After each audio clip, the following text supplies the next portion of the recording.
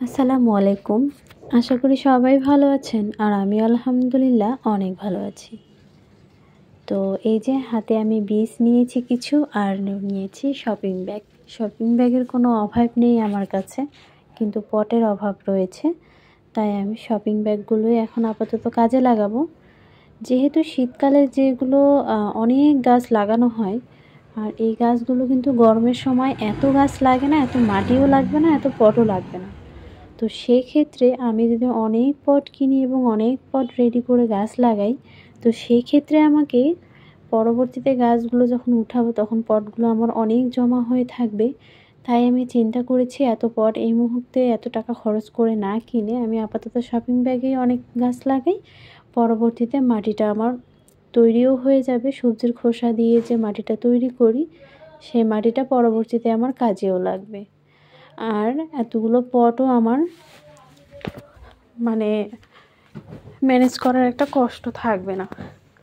তো যাই হোক, সবগুলো নিয়ে ছাদে চলে আসলাম। আর এদিকে হচ্ছে দেখুন, এই শিউলি গাছটাতে দেখতেছি এখন আর ফুল ফুটতেছে না আগের মতো, তাই এটাকে আমি কাটিং সেটিং করে এক সাইডে রেখে দিব আজকে বিকেলবেলা। তো এদিকে মরিচ গাছগুলো দেখতেছি বেশ গ্রোথ নিচ্ছে। আর এই মরিচ গাছগুলো যখনই ভাবি যে তুলে দিব, এই বিশেষ করে এই গাছটাকে তুলে দিতে যাচ্ছি, তো এখন দেখতেছি মরিচ গাছটা আমাকে মরিচ দিচ্ছে। তো কি আর করার, একটা মরিচ গাছকেও তোলা সম্ভব নয়, কারণ প্রত্যেকটা মরিচ গাছেই মরিচ ধরা রয়েছে এবং ঝুমঝুম করে মরিচ হয়ে রয়েছে। তাই এটা কখনোই সম্ভব হবে না অন্তত পক্ষে আমার দ্বারাই যে একটা মরিচ গাছ তুলে সেখানে নতুন মরিচ গাছ লাগাবো। তো যাই হোক, এখন শপিং ব্যাগে আপাতত লাগাই, পরবর্তীতে চেষ্টা করব বড় বড় পটে। আসলে মরিচ গাছ তো আর এরকম ছোট ছোট পটে দিয়ে খুব একটা মরিচ পাওয়া যায় না, আমি এবারে বুঝেছি। কারণ এর গতবার আগে যখন আমি বড় বড় বালতিতে এবং বস্তায় লাগিয়েছিলাম, সেখান থেকে খুব সুন্দর মরিচ পেয়েছিলাম। আর এদিকে বাগানে এসেই তো আমি ফুলের প্রেমে পড়ে গিয়েছি।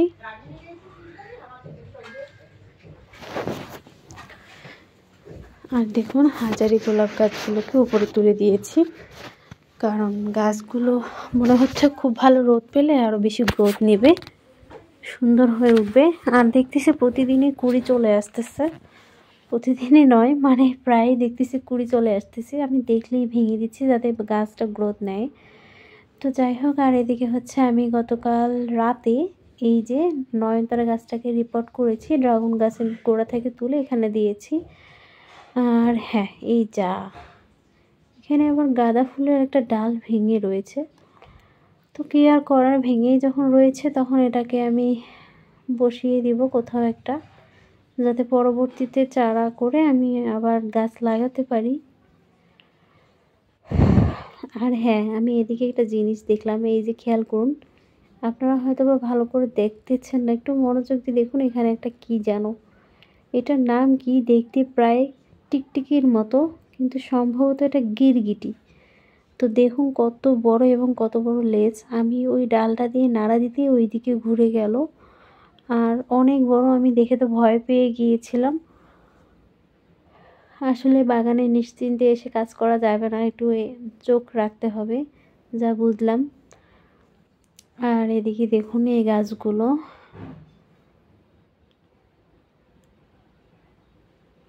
আর এই চন্দ্রমল্লিকা গাছগুলো আমি যখনই ঠিক করতে যাই, একটু ভালোভাবে কেয়ার করতে যাই, তখনই ডাল ভেঙে যায়। তো ভাবতেছি আর কখনো পুরোনো পাতা টাতা কাটতে যাব না, কারণ এই মুহূর্তে কুড়িওয়ালা ডালগুলো যখন ভাঙে তখন খুবই খারাপ লাগে। আর এদিকে হচ্ছে লাউ গাছে দেখতেছি প্রচুর লাউ পড়তেছে, কিন্তু আমি পরাগায়ন করাতে পারছি না। তবে দেখি, একটু চেষ্টা করে দেখি এখন।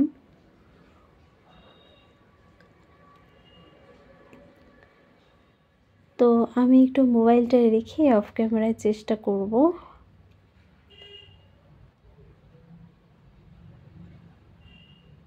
এই দেখুন, আমি মোবাইলটা রেখে চেষ্টা করেছি, আর এই গাছটাতে এসে চেষ্টা করতে গিয়ে একটা লাউকে আমি ভেঙেই ফেলেছি। তো কিছু করার নেই। আর এদিকে এই ডালটা ওই দিকে চলে গিয়েছে, আর ওই দিকে 2-3টে লাউ পড়েছে। তো দেখা যাক, দুটো গাছে যেহেতু লাউয়ের জালি আসতেছে, এখন কেমন গ্রোথ নেয় বা লাউ আসলে আমাদের এদিকে আছে কিনা সেটাই দেখার পালা। আর এদিকে হচ্ছে এই বেডটাতে গাজরের বীজ দিয়েছি। আর গাজর কত দিনে যে জার্মিনেট হয় সেটা আমার আসলে জানা নেই। আর এদিকে একটা জিনিস দেখুন, আমি মানে ফুলকপি বাঁধাকপির যে বেডগুলো সেগুলোকে আমি এভাবে ওয়ালে তুলে দিয়েছি, কারণ এত বেড নিচে রাখার মতো জায়গা নেই। কারণ বেশি ছোট ছোট পট নিচে রাখলে আমার মেয়ে একটু হাঁটাহাঁটি করতেই নষ্ট করে দেয়।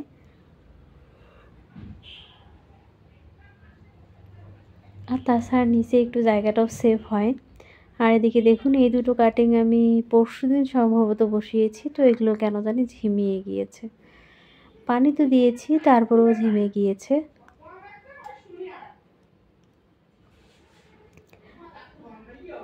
সম্ভবত রোদ পড়েছে জন্য এরকম হয়েছে, তাই একটু সরিয়ে দিলাম।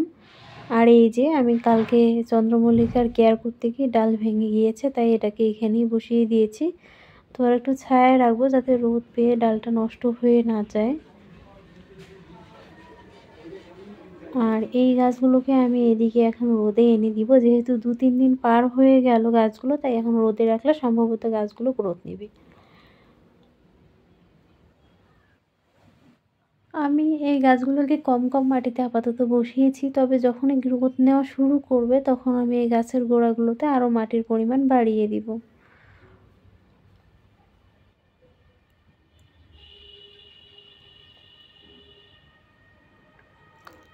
আর এই বেডগুলোতে আমি কালকে যেহেতু শাক তুলে নিয়েছি, তাই কালকে এই বেডগুলোতে আমি বীজ দিয়ে দিয়েছি আম গাছের, আমড়া গাছের গোড়ায়।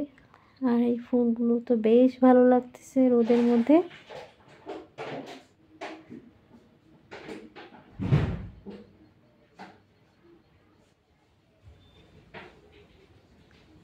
আমি প্রায় সব বেডেই বীজ দিয়েছি, শুধু লেবু গাছটার গোড়ায় আমি কোনো রকমের বীজ দেইনি। তাই এই লাল শাকটা আমি লেবু গাছের গোড়ায় দিব, যেহেতু লেবু গাছেরই গোড়ায় লাল শাকের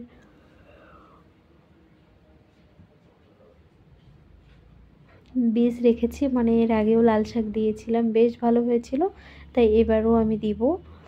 আর লাল শাকটা কাল পরশু তুলে ফেলবো, মানে এই বীজ যেটা রেখেছি।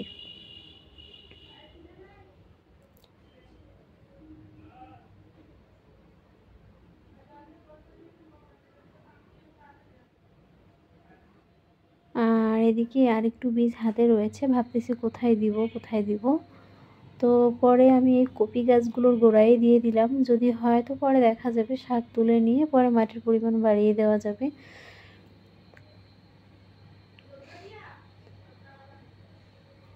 এই যে প্রত্যেকটা গাছের গোড়ায় অল্প পরিমাণে করে দিয়ে দিচ্ছি,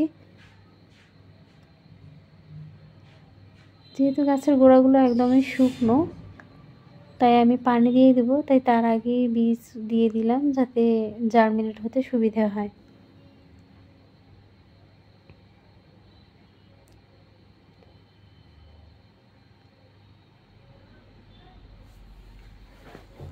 আর এই যে কয়েকটা বরবটির বীজ নিয়ে নিলাম, বরবটি বসাবো, কারণ বরবটির বীজ এর আগে অনেকগুলো বসিয়েছি, খুব একটা গাছ ওঠেনি। সিম গাছও দিয়েছিলাম, তাও ওঠেনি।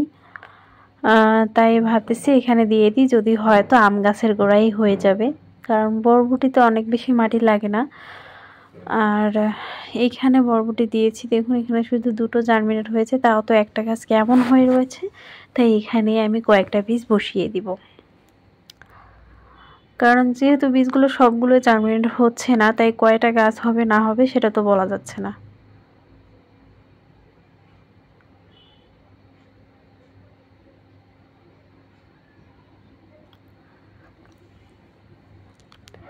আর এদিকে হচ্ছে তাল বেগুনের বীজটা আমি এর আগে অর্ধেক দিয়েছিলাম, তো সেটা যেহেতু জার্মিনেট হয়নি, তাই ভাবলাম বাকি বীজটাও কোথাও একটা দিয়ে দিই, জার্মিনেট হলে হবে, না হলে নেই। কারণ অযথাই বীজটা রেখে কোনো লাভ নেই, যদি চারা হয় তো ভালো, না হলে আর কি করার, তাই না?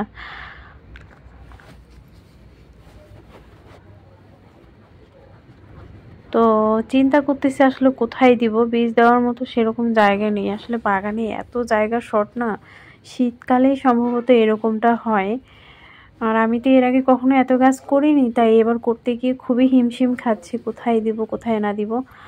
তো শেষমেশ এই করলা গাছের বেটে দুটো তো বাঁধাকপি ফুলকপির গাছ রয়েছেই, তো ওখানেই পাশ দিয়ে দিয়ে দিলাম, কারণ উপায় নেই, জায়গা নেই যেহেতু এখানেই দিতে হবে।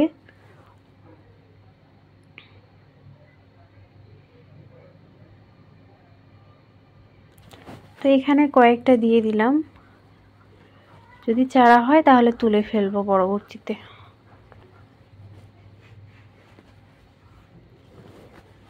আর এদিকে হচ্ছে এইখানে একটা বীজদানি তৈরি করে আমি মরিচের বীজ দিয়েছিলাম, তো মরিচের গাছ যেহেতু হয়নি তাই এখানেই বাকি বীজটা দিয়ে দিব।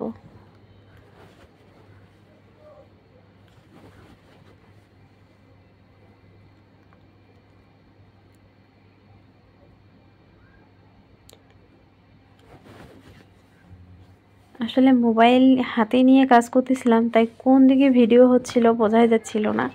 আর রোদের কারণে আসলে ফোনের মানে স্ক্রিনটা অত বেশি বোঝা যাচ্ছিল না, যদিও ব্রাইট বাড়িয়ে দিয়েছিলাম তারপরেও। তাছাড়া কাজেও ব্যস্ত ছিলাম, মানে বীজটা দিচ্ছিলাম কোথায় দিব না দেবো এই চিন্তায় পরবর্তীতে এই বেডটাতে দিয়েছি। তো আমি ভিডিও করেছি আসলে মেঝেটা বুঝতেই পারিনি। তো এখানে বীজটা দেওয়া হয়ে গেল, এখন আমি এটা এখানে রেখে দিব, তবে পানি এখন দিব না যেহেতু মাটিটা অনেকটাই ভেজা রয়েছে।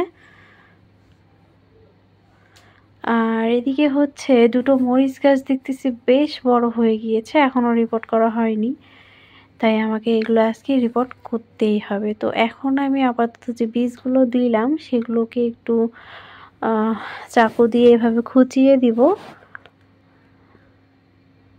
কারণ মাটিটা আলগা হলে বেশ গাছটাও গ্রোথ নেওয়া শুরু করবে এবং ভালো হবে।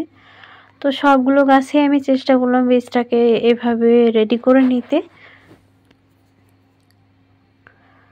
আর কপি গাছগুলোর গোড়া তো অলরেডি নরম রয়েছে, কারণ এগুলো 3-4 দিন হলো গাছগুলো লাগিয়েছি, আর প্রতিদিনে 2-1টা করে লাগাচ্ছি। তো সেক্ষেত্রে আসলে গাছগুলো রোদে রাখার পরেও দেখুন একদমই ঝিমায়নি।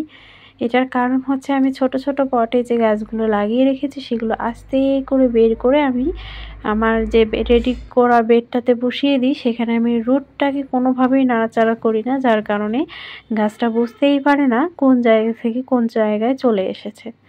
তো যাই হোক, আমার বীজ দেওয়া শেষ হয়ে গিয়েছে, এখন আমি একটু ফুলগুলোকে দেখে চলে যাব। আর সত্যি ফুলগুলো এত সুন্দর হয়েছে, ভাবতেছি ইস আরও কয়েকটা চারা যদি এখন তৈরি করা যেত, তবে না, এখন আর চারা হচ্ছে না, চারা হলেও খুব তাড়াতাড়ি ফুল চলে আসতেছে। আমি ট্রাই করেছি, তো এখন আমি আসলে দেখলাম কয়েকটা ফুল গতকাল আমি ছিঁড়ে মানে একটু হাত দিয়ে কচলিয়ে দেখেছি, ফুলগুলো বেশ কালো রঙের হয়েছে গোড়াটা, মানে বীজগুলো পোক্ত হয়েছে। তো আমি সেই বীজগুলো থেকেই চারা করার চেষ্টা করব। আর এদিকে হচ্ছে দুটো গাছ কালকে আমি গিফট করেছি আমার এক ভাগ্নি এবং আর একজন প্রতিবেশী, যার বাসা থেকে আমি অনেকবার গাছের কাটিং নিয়ে এসেছি, গোলাপ গাছের কাটিং। তো সেই তাকে একটা দিয়েছি এবং আমার ভাগ্নিকে দুটো এরকম বড় বড় গাছ দিয়েছি। যেহেতু আমার পটগুলো খুব ছোট ছিল তাই আমি তাদেরকে দিয়েছি যেন বড় পটে গাছগুলো লাগায় এবং খুব সুন্দর ফুল হয়। আমার বাগানে তো অনেক ফুল ফুটতেছে তাই দুটো কমিয়ে দিলাম। আর সবাইকে দিলে তো আর ক্ষতি নেই, তাই না? তাদের কাছেও তো রয়ে গেল গাছগুলো। এই যে দেখুন, এটাতে এই যে কালো কালো বীজগুলো হয়েছে, এগুলো যদি আমি শুকিয়ে এখন কোথাও একটা দিয়ে দিই তো চারা তৈরি হয়ে যাবে। তো আমি এখন সেটা করব না, ফুলগুলো যেহেতু এখনো সুন্দর রয়েছে, আর কয়েকদিন পর আমি এই কাজটা করব, চারা তৈরি করব। সেক্ষেত্রে আমি একদম কঠিন শীতের মধ্যেও গাছ অনেক সুন্দর ফুল পাবো, যেহেতু এখন শীতের শুরু।